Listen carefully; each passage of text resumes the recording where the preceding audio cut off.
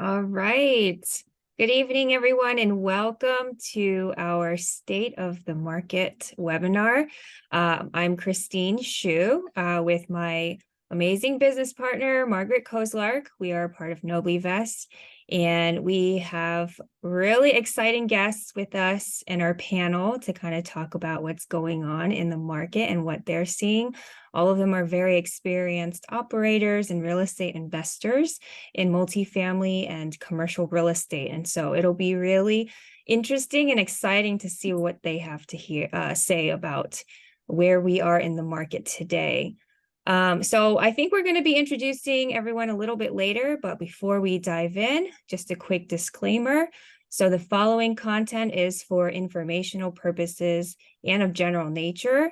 So the information that we share, convey, and elucidate in this presentation is not intended to constitute any legal, tax, accounting, or investing advice.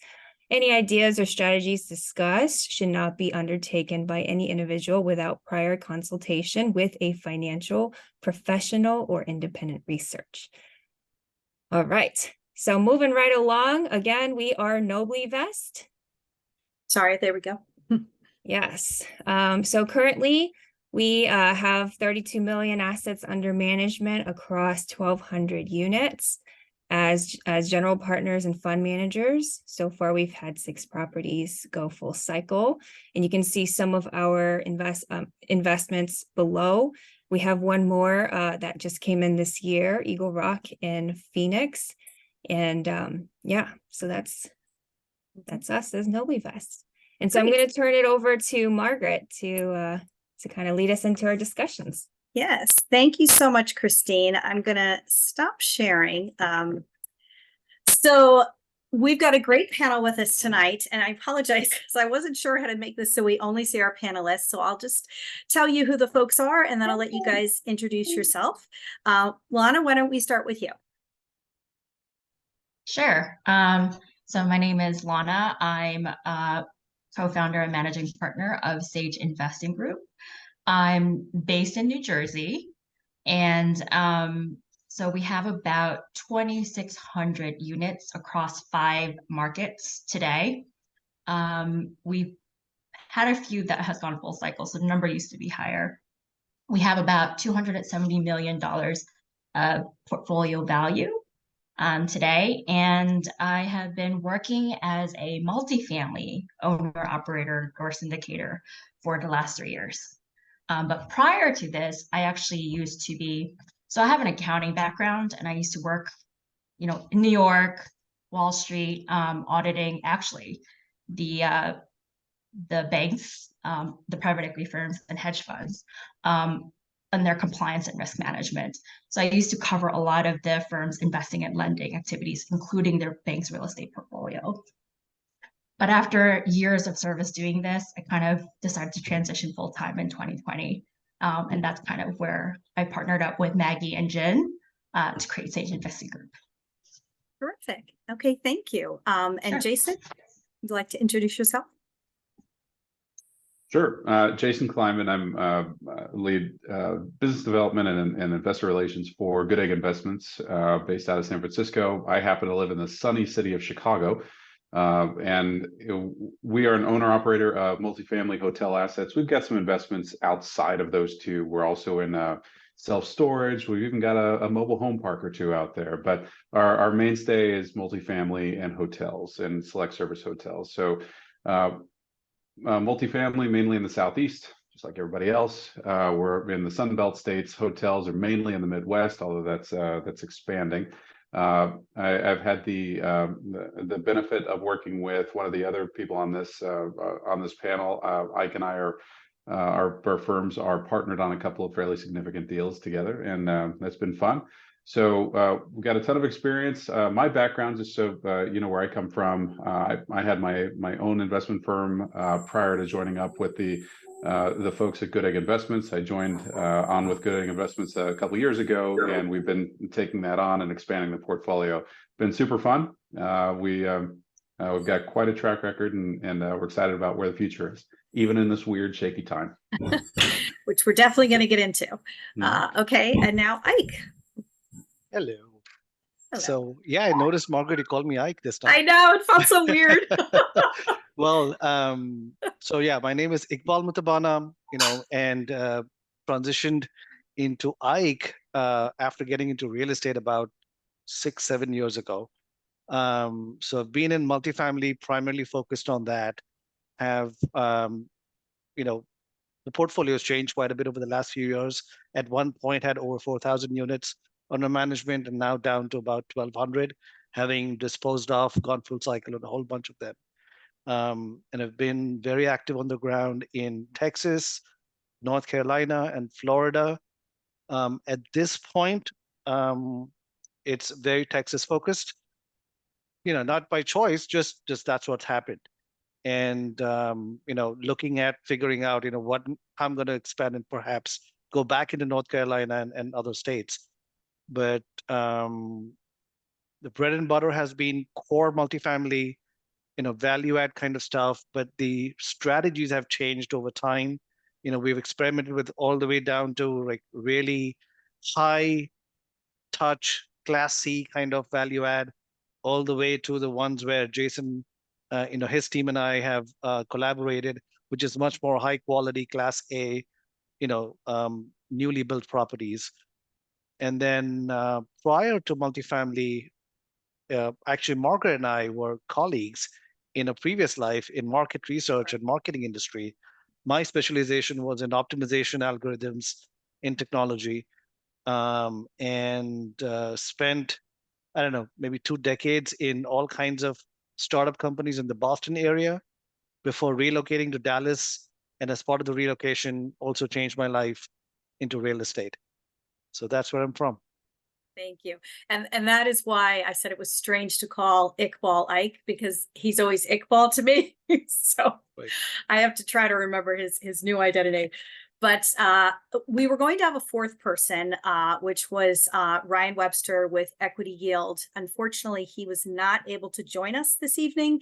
He is in transit and he had a flight delay, and he's probably somewhere in the skies right now. So but we have three fabulous panelists that we're going to go with. So first, we're going to start with how has the market shifted? Now, Iqbal, I know you mentioned that the market has shifted. So I'd love to start with you then in terms of what are you seeing in your particular area? And then Jason and Lana, I'm going to ask you the same thing. Sure. Yeah, so the market has, of course, shifted in a pretty dramatic way. I think 2022 was the real major, while a lot of us felt the pandemic was a black swan event across the globe, in the real estate industry, really 2022 has been the black swan event in some ways.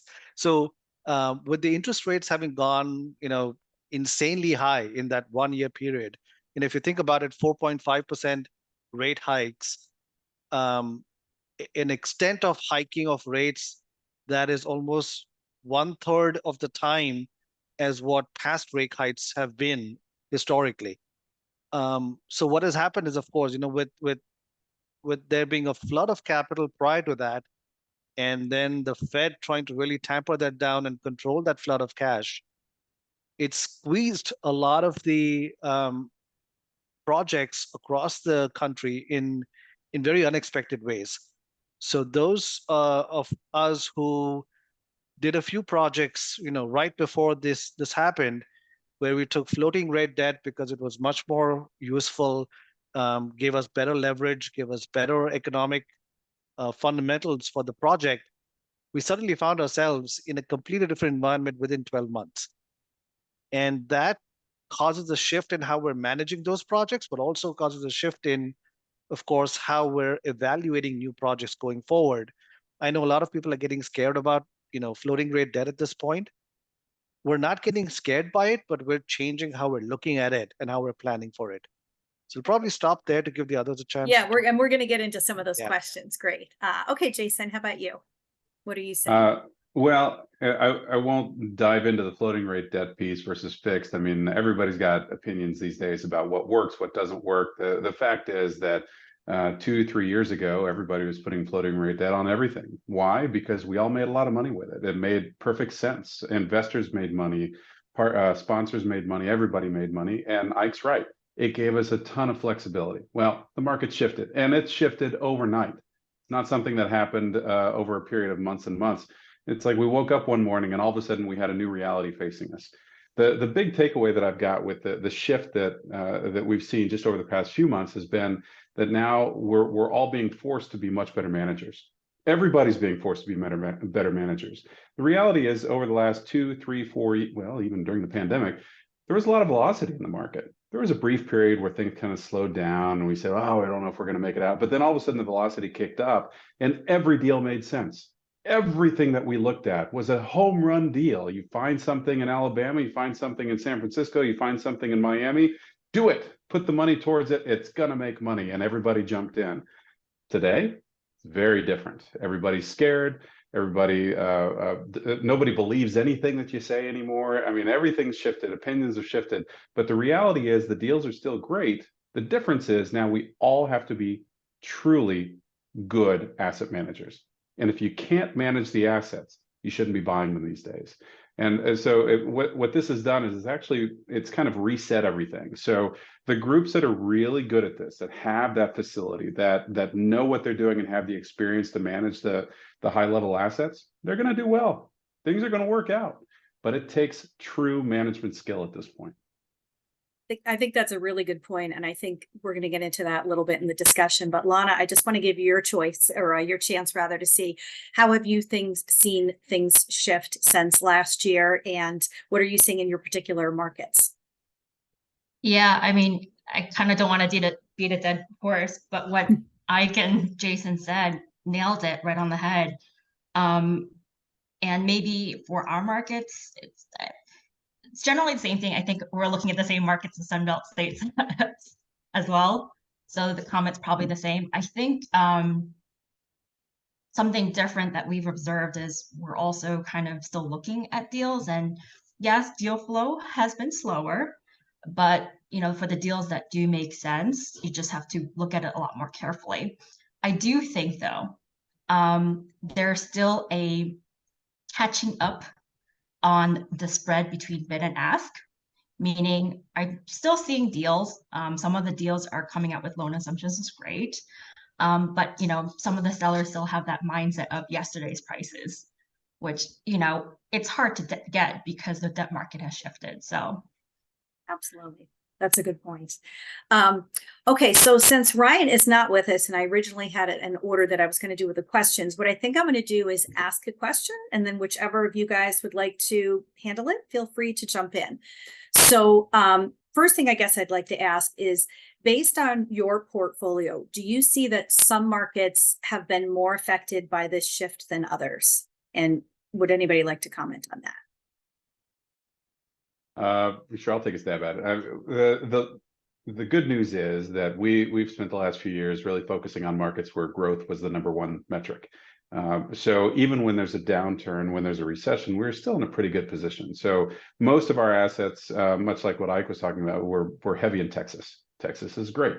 We're heavy in Florida. Florida is great. We're still heavy in the Carolinas and in Georgia, and there's a lot of growth there. I think if we had more that was in, say, Louisville or maybe on the West Coast, we might be a little bit scared because growth is going maybe the other way. But what we found is that the buying metrics and the thesis of why you even look at a project to begin with is the most important thing today. And luckily, a lot of the metrics that we were looking at over the last couple of years really they sound even more true today. You've got to look for growth. You've got to look for more rooftops going up. You've got to look for job growth. And by the way, there better not be too much supply. If you've got those three things going on, it's probably a good place to at least look at deals. If you don't have those, if you've got growth, but maybe you've got population growth, but you've got oversupply, better take a second look at it, or you better take a slight pause. But we got very lucky. We've been focused on high growth markets for quite some time. Yeah, and I would also add that's a really good piece, and for us, we look at the job growth as well, but diversification of employers too, right? You never want to just have like one industry or one employer sort of own a market, because if anything happens, that could really put you at risk. Yeah. Okay, so the big I word, everybody's talking about interest rates, and May 3rd is coming up in 2 days here. So anybody care to prognosticate on what we think might happen? Ike knows what's going on. Ike, tell the world. He knows all. What do you think? Sure, of course. I've got this, 3 crystal balls lying right here. Um, no, look, I think, at least in terms of the market indicators, it sounds like there's very, very high probability they're going to increase probably by 25 to 50 basis points. That's all we really understand. I read this morning that there's a 30% probability of another smaller rate hike in June as well. And then I think it shrinks to a very small probability in July. Who knows, right? At the end of the day, really none of us really have any clue, where their heads are, because at the same time as we're thinking about all this, First Republic Bank, went under over the weekend, has been now acquired by JP Morgan Chase. And that's another, they're saying that's the second largest bank in US history in a very long time to have, suffered something like this. So we don't know how systemic this problem is on the, the back end of banks, right? And we noticed when the last collapse happened of Silicon Valley Bank, followed quickly by Signature Bank, the Fed, went into a short-term, almost a pause cycle, trying to rethink their strategy. And, it's not like this could not have been foreseen, because the reality is that there was clearly, management in these banks that was betting on short-term treasuries. And the moment the yield curve inverted, that started hurting them. So unfortunately, we don't know how prevalent this is at the moment, right? I mean, I was talking to a local banker here, and she was talking about the Feds coming into their banks and sitting with them over the last several weeks, really looking through all of their books, something they should have been doing but have not been doing.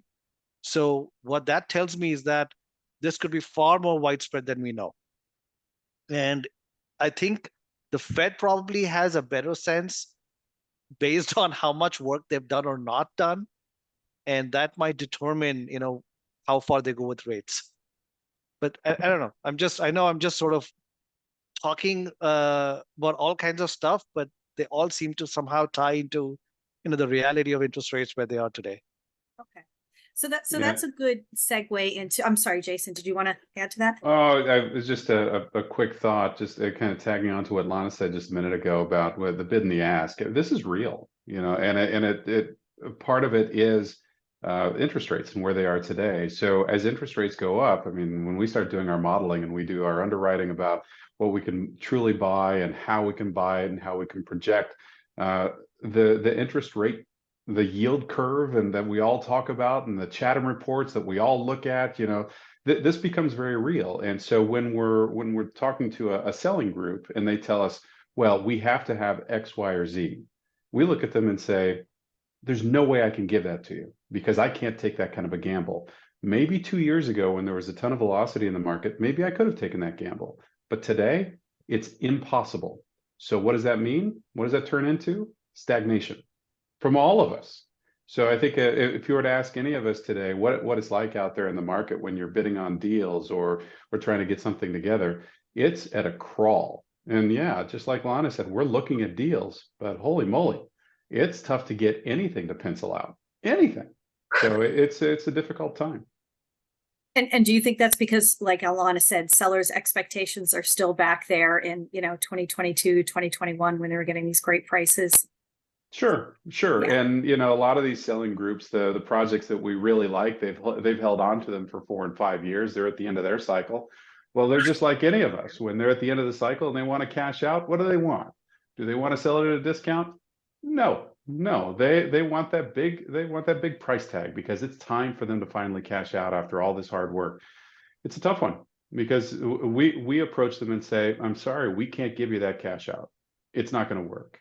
So it ends up going nowhere. So a kind of a follow-up to this is that, there's speculation that there's going to be a wave of foreclosures coming, right? You were mentioning, Jason, everything looked good on paper, buy it the last couple of years. And then all of a sudden overnight it shifted. So are you seeing that in your marketplaces and just kind of what are your thoughts on that? Do you think it's coming? I'll take a stab at it, then I'll shut up for a bit and let everybody else talk. We keep hearing the same thing. Everybody's talking about how there's a bunch of debt out there that's maturing in the next 6 months, 12 months, 18 months, 24 months, and people can't renegotiate their debt. They can't renew the debt, or if they renew, they can't get decent rates and they can't buy caps. They can't afford it. There's a million reasons why things are going to come back to the market. I don't know if it's foreclosure. Maybe it's people throwing the keys back. Not sure. We're not seeing it yet, but we think there's a definite potential, and we think that there are enough owner groups out there that are scared that there's some deals that are going to be coming out over the next 6 to 12 months. We believe that that's going to happen. I mean, all of us, I'm sure, are getting phone calls from other groups that own properties that are performing, that are in great submarkets, and they've got a debt issue. And they're coming to us and they're asking questions like, do you have spare cash? Or would you like to do a partnership deal? Would you like to help me recapitalize this? Anything creative, let's talk it out. That's what's popping up. We haven't jumped into any of those, but we get a lot of those phone calls. So I see that coming up. That's probably a harbinger for that ugly foreclosure word, but we're not there yet. I haven't seen that in large scale, and I'm not exactly sure when that would come up. Got it. Lana, do you want to explain, just in case everybody doesn't understand, the concept of bridge debt, sort of what that means and how that's kind of contributing to this problem? Yeah, sure. So bridge debt is just like the namesake. It helps you bridge the gap or provides like a short-term loan till you can get to yourself a longer-term loan. And I think I had mentioned that bridge debt or short-term debt gives you a lot of flexibility, right? Like you're not locked into a long-term loan. So say, 2-3 years, which is typical term of a bridge debt, you have the option to, hey, do I want to go long-term fixed rate agency debt? Or maybe I want to sell right now because the opportunity strikes really well. So it gives you that flexibility, and you don't have that prepayment penalty that often comes with locking yourself into a long-term loan like agency. So in short, that's kind of what bridge debt is. The reason, and I think Jason may have mentioned it, what we might be facing is those operators who took on this great, amazing, flexible bridge debt are now coming to the realization that, oh no, I have a couple more months left on this bridge loan, and now I got to go find new debt on this, but I'm not getting the type of terms I need for the deal to work, or I'm not getting enough proceeds on the deal, or maybe it's you don't have the DRCR, which is just another form, another calculation to determine, hey, how much is your property performing relative to the debt that you'll have to pay. Maybe the DSCR ratio just isn't there to get the terms you really need to continue. So it's kind of a rock and a hard place that operators are kind of finding themselves getting to what I guess the challenge is.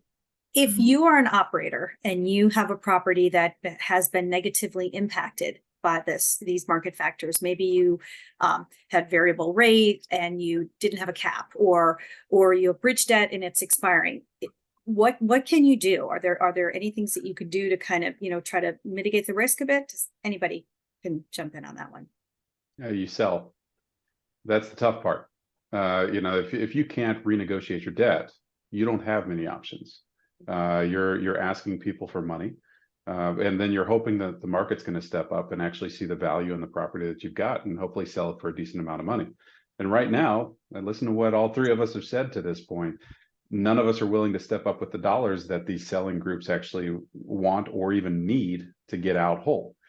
So it's a very tough situation for those folks who put too much debt on properties and did not hedge themselves correctly.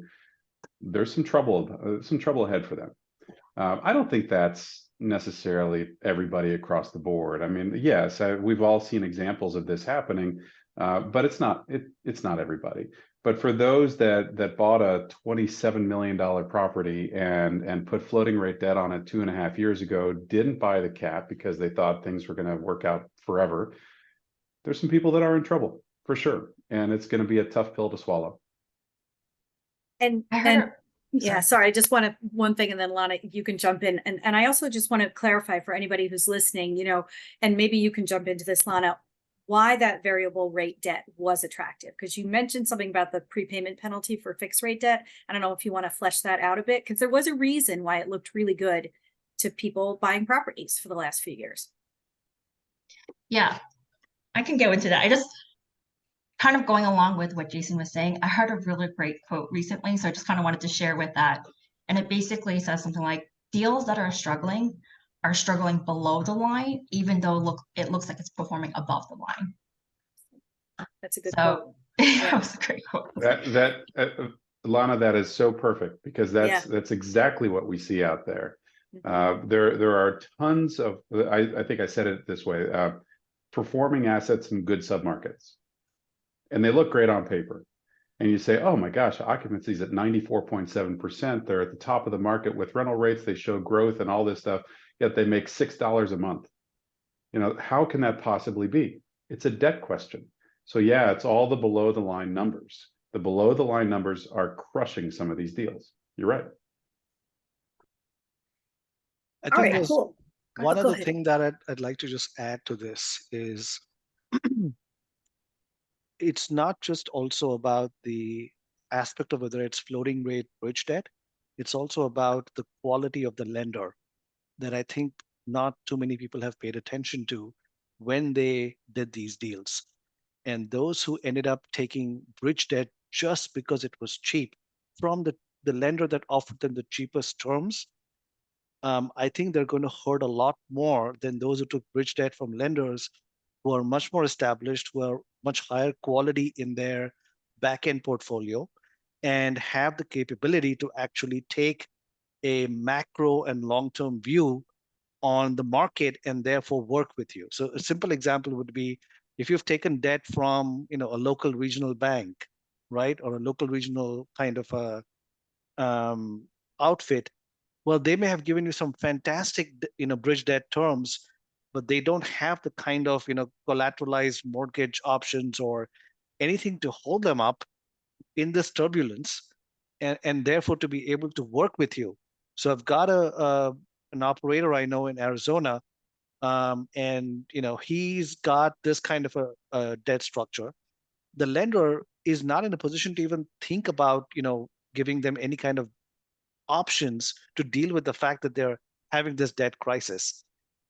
On the other hand, there are other operators who've worked with very high quality bridge debt providers, and those lenders are more than happy to sit down for a high performing asset on giving you and working with you on options that can keep you afloat and let you ride out this entire period. So I think that is another aspect. We don't know how much of bad quality or low quality lenders have been in the market with many of these operators. They might be the ones who might get into a little bit of distress. That's a really good point, and I haven't heard a lot of people talking about that. And I will say, I think there's quality. I think there's the size of the lender. There may be only so much they can do. And I know that when SVB went down, there was concern that if there's going to be consolidation of some of these small lenders, and then what's that going to mean, kind of moving forward. And I didn't have that, I know we hadn't discussed talking about that, but I don't know if anybody has any thoughts they'd like to share on that. Like, do we see some sort of consolidation of banks or financial institutions potentially? That's another crystal ball thing. I don't even know that any of us are qualified to speak on that. I think we're seeing it. There's definitely some consolidation that's happening. I mean, none of us want to see the regional banks go away. We do business with a long list of banks, depending on the asset itself. A lot of our asset level operating accounts are within the big banks, but outside of that, we work with a lot of regionals, and there's a big value there, and we hope that they don't go away. I think the banking industry would be better suited if we've got more than 4 banks. That's just one man's opinion. So let's see what happens. I agree. So you've all kind of mentioned about how you're still actively underwriting deals, but it's been slow and a little bit of unrealistic expectations on the parts of the seller. So I guess, what do you look for when you underwrite a deal? I imagine you're being even more conservative in terms of risk mitigation, but does anybody want to speak to just your evaluation criteria? why don't we let Lana go first this time? Sure. She's been hiding behind us. Oh, yeah. I mean, it's a lot of the same things that we've kind of probably already shared. Going back to the fundamentals again, right? The right market fundamentals. Do we see job growth, diversity? What's the average household income? And is that sustainable, right? So a lot of the same market fundamentals is what we're underwriting to. I think the key difference thing, and I think Jason opened with this, which is like perfect, but like now we're asking ourselves the real question: could we really operate well in this market? Meaning, are we already in this market, or can we partner with someone and create synergies to operate the property well? Because it used to be that, you know, if it's a new market, the environment was so conducive to, even if it's your first time, you're probably going to do okay. But things are different now. It's basically a test of your asset management skills. So we are really kind of asking ourselves the question.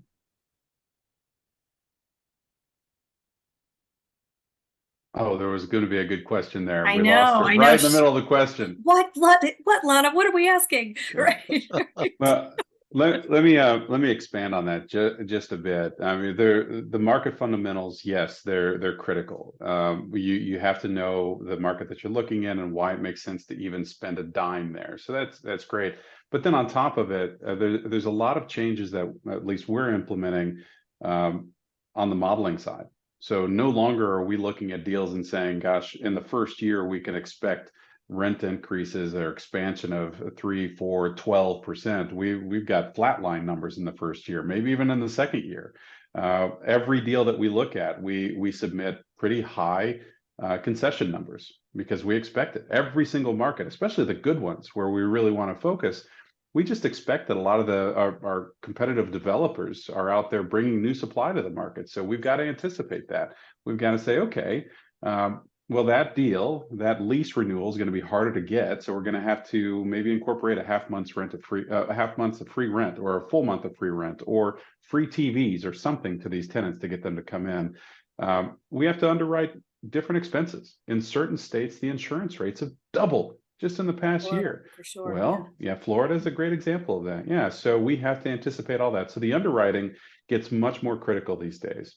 It's frustrating when we're out there trying to buy things. I will say honestly, when I'm looking at deals, and I lead what we call our business development. So I'm the guy that's on the front end of it. I'm talking with the brokers, developers, folks like Ike when we want to partner on something. And I'm out there, you know, looking at the deals, physically looking at the deals to say, does this meet our expectations? We'll find a deal that we really like. And then we'll start doing our modeling in the background. We'll put all these new realities into that model. The deal gets out of whack really quickly. And that is frustrating because it gets hard to pencil out any kind of a deal. Even if the metrics of that submarket make a heck of a lot of sense, the modeling will crush it. And that's just where we are today. If you're not doing that, you're buying inappropriately. And that's the tough part. You know, it's a great point. Just taking off on what Jason said, you know, he's absolutely right about how underwriting has shifted in terms of what kind of things we're paying very, very close attention to, right? And a good example of a combination of what Jason said and then the earlier comment about the gap in the bid-ask, prices. So recently we were bidding on this project. The ask was 26.5 million. After many rounds of underwriting, we eventually came out to like 21 point something. And we're like, yeah, I don't know if this is barely penciling at 21 point something. Spoke to the broker and we're like, look, the maximum we will stretch is 22. We're getting ready to, this is the last day, call for offers, about to put in the offer. And this I'm talking about like 3 weeks ago, right?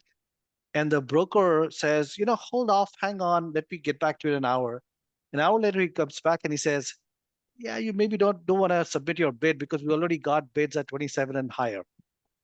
And like, it's insane. So even in this market, there is enough capital floating around with operators willing to gamble and put that high. So unfortunately, that bid-ask gap doesn't feel like it's shrinking anytime soon, as long as there is enough capital of that type sitting out there. Is it gambling? Iqbal, or do you think it's also some people, even in this market, who maybe aren't as experienced enough to be as perhaps wary No, as they no. should be? I think it may that be that for sure. It may be some who are just, desperate for a deal, or it could also be maybe it was gambling too loosely. Maybe But they have maybe, deep pockets and yeah, it could be just wait it deep out. pockets. It could be deep pockets of people willing to put the money in bet on the long term. If you have a 10, 15-year horizon, it's going to be fine, right? Our problem is that many of our deals tend to be in that shorter time frame because we're trying to accelerate our investors' capital, right? That's really the goal of this business, is to really create that passive income and create acceleration of capital. For that business strategy, unfortunately, right now is a very tough time. So if you're able to adjust, if your investor group is able to adjust their expectations, which to some extent my investor group has managed to start doing, is we're starting to talk about very long terms now. We're changing how we're discussing and how we're evaluating these deals and thinking about them in these longer time frames, 10 plus years. And that is changing the dynamic of the discussion, is changing the dynamic of what potentially we might be able to do. We haven't done that yet, but we might be able to do going forward. Lana, welcome back. Sorry we lost you there. Sorry about that. No problem. I want to give you a chance to kind of put in your 2 cents, but I also want to expound upon something you said just before you got cut off, which was, I almost feel like there was a time in the last year, I felt like, where everybody's big player, maybe not everybody, several operators I saw where their main play was to just buy an asset and raise the rates and the rents. And they weren't even necessarily looking to see if the market could bear the increases. And Jason was just talking about that as well. Like, now maybe you have to give a half month's rent or put in some extra perks. So can you speak to what you're seeing with that? Yeah, no, that's a really great question. You're right. I do think that for a time we were really banking on market appreciation. And there were, especially the bigger markets, where you could do that, right? Like, the market was growing, it was growing fast, and without having to put in any kind of CapEx dollars, you can push rent because there was so much renter demand. Now I feel like times are shifting. And recently I actually went to go visit my properties a week ago. And while we were there, we also met with our property manager. And so we had a question, we had just conversation. What are you seeing? And it seems to be that, especially for those maybe bigger Class A new development properties where you could, increase rent, there wasn't any value add work to do. You were pushing those rent increases, where now they're not necessarily lowering their rents, but they're offering a lot more concessions. So something different, and it was interesting to see or to hear, is that we're probably going to see a bigger difference between actual or effective rents to market rents on those kinds of properties. And that's kind of telling that, oh, maybe those properties aren't getting the rent that they thought they could, but they don't want to be the first ones to adjust the market rents down, so that could be indicative. There's a piece there that resonated with me. We do a lot of underwriting of market rents, and I'll see things on paper, and that some of it's BS. Oh, you're getting $2,700 a month for that unit. You didn't tell me that you gave them 3 months of free rent. Little things like that. So the effective rent is very different.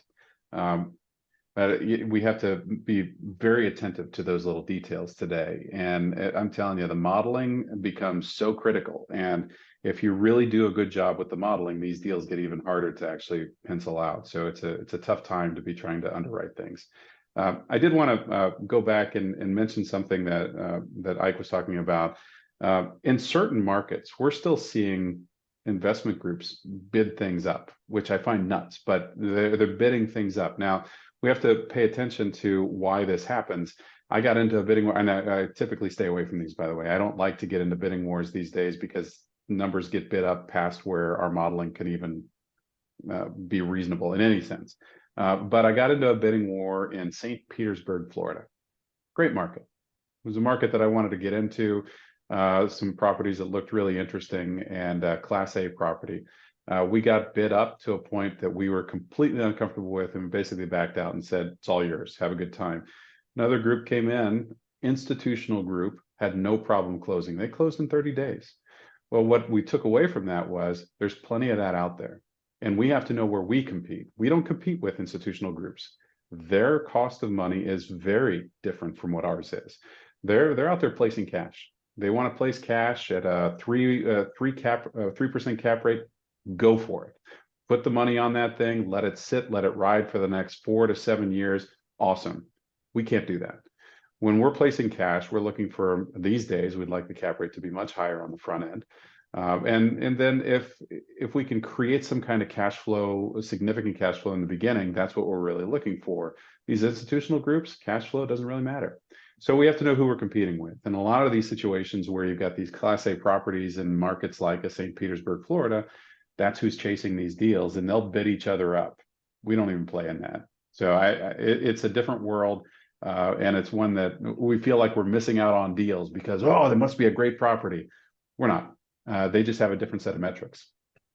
I think that's a really good point where, it isn't an even match, right, in terms of the competitor. So don't get caught up in the emotion of it, because you may end up getting really out of your league and inadvertently putting yourself and your investors at risk.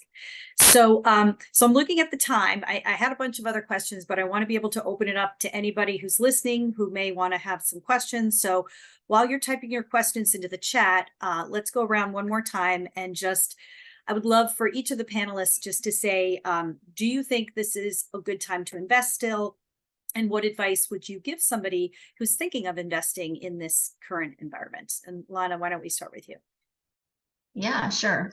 So answer is yes, I do think so. And my advice is conduct more due diligence, be cautiously optimistic. It helps that I have an accounting or audit background, so it's in our nature to be inquisitive or skeptic. But I think that, famous Warren Buffett quote about, be fearful when others are greedy and be greedy when others are fearful. This is a time of fear for a lot of people, but I also think this is also where we start leaning in, right? Stick to your fundamentals, stick to your core underwriting, your models, like the guys have mentioned. Don't go outside above your comfort zone. And then, yeah, I do think there's going to be a lot of great opportunities, especially if there are some deals that will have to come out and they have no choice but to sell. So there's an opportunity to kind of be there and be ready and snap them up at a great basis.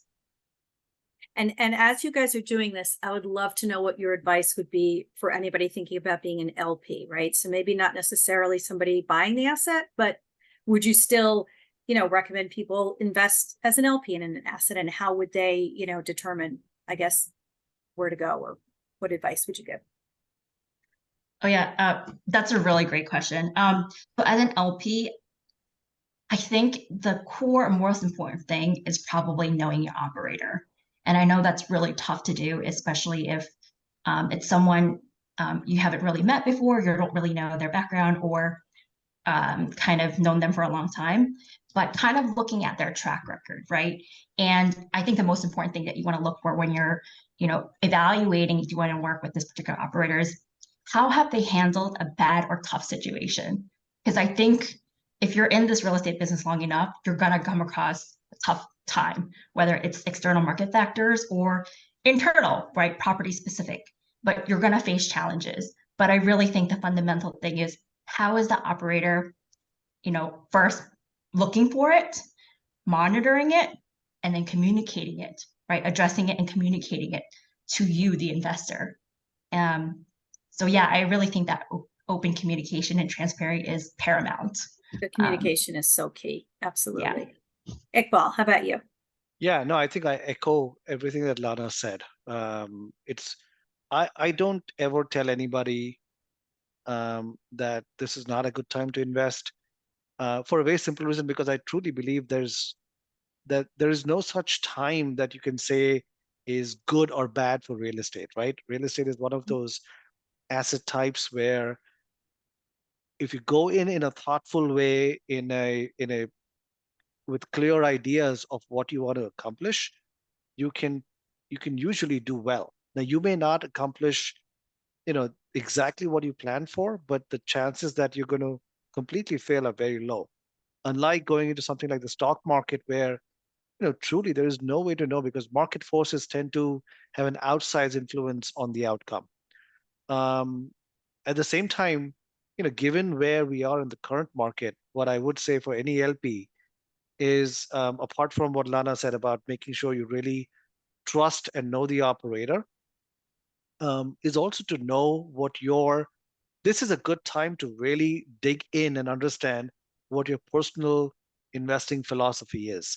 Because too many LPs, I think, over the last few years invested because everybody else was doing it, right? Everybody else was putting in money into real estate, making money. So, yeah, let's place the money. What could go wrong? And unfortunately, a lot can go wrong, not just because of, the operator you've put it in, but because you invested in something that you truly did not understand, or it did not clearly align with your personal philosophy, right? So I think that is something very, very clear. So that's one thing. Even me as a passive investor, I think I've become a lot more careful where I'm placing money these days, right? So I think that's one thing I would say. Yeah, I think that's a really good point. How about you, Jason? Is it still a good time to invest, or what advice would you Well, have? I mean, I just like everybody else. I'm both on the LP and the GP side. So I live and breathe this stuff, and I have for a very long time. As a GP, yeah, it's self-serving. Of course, it's a good time to buy, right? I mean, we're all looking for things that we want to get into, but I think what it comes down to is what we've said a couple times. You have to be a good operator at this point. So if LP look somebody to put some cash with, that's the number one thing. Whoever you're going to put money with, make sure they know what they're talking about, and they've got a track record that says, yes, I know how to get a project from here to here, and we can do it successfully, and I've done it more than once. So if you can find that partner, saddle up with them and go forward. There are good deals out there. There will always be good deals out there. I mean, I say this all the time. The common phrase of real estate will never be cheaper than what it is today. That's true. There are times where we're going to see momentary dips. We've all seen them. We've lived through these things. Things go down, but guess what happens? It comes right back up and it goes further. And it does it every single time. So if you can withstand the storm and figure out where you can place your cash, you're going to do well, but you have to be patient. You have to be partner with the right people that know what they're doing and ride this thing out. And like what Ike was saying, I really love this. Know what you're all about. Know what you're personally looking for.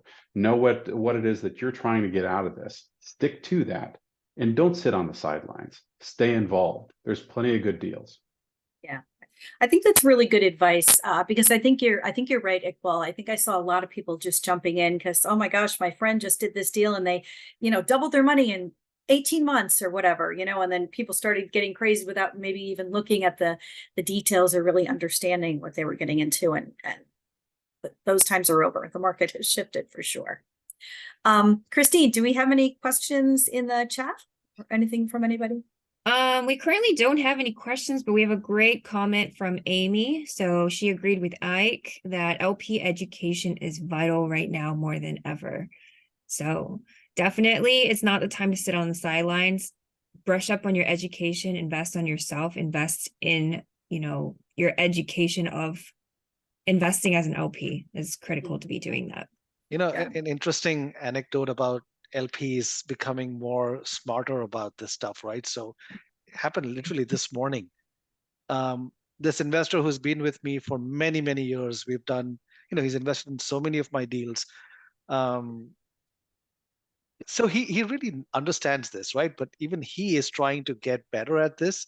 So this morning he calls me, he wants to really sort of understand a little bit more about one of our projects.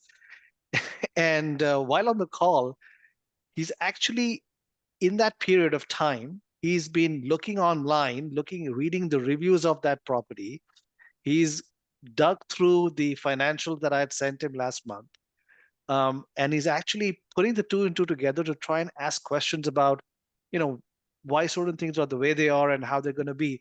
And I think that was brilliant, right? Because he finally even though he invested with me because of trust and we've known each other for a very long time, but I'm Mhm. glad he took that effort to really educate himself at this point to understand not just about that deal, but that understanding is going to help him with the next deal he's going to evaluate, Absolutely. right? Right. Because he was looking at these pro formas being sent pretty blankly until then. And now he's actually starting to make that effort to understand them. Get a little Mhm. more So I think engaged. this is Yeah. a great way to do that. Yeah, that's actually a really good point, I think, as well. And I think you were talking about track record. One of you, it was either Jason or Ike, said that. I think that's really important, and just how do people, when it's a situation where there's a partnership, you know what I mean? How are people really underwriting deals? What is the way that the syndication is structured? I guess I would want to know in terms of, is it vertically integrated rather? Do they have property management in-house? Just any of those things. And I think the asset management piece is really big too, Mhm. because I think, like I said, last year, I think a lot of people were looking at just the whole loss to lease play, but you can still make money if you go in and you find a property that is really just being poorly mismanaged, right? Maybe there's an absentee owner or something like that. And that could be an easy way to really kind of get some cash flowing right off the bat. So, all right. Well, I want to be respectful of everybody's time. We're already a little bit over. So if anybody's listening and has other questions, you can feel free to reach out to us. Iqbal, Lana, and Jason, I want to thank you guys so much for joining us tonight.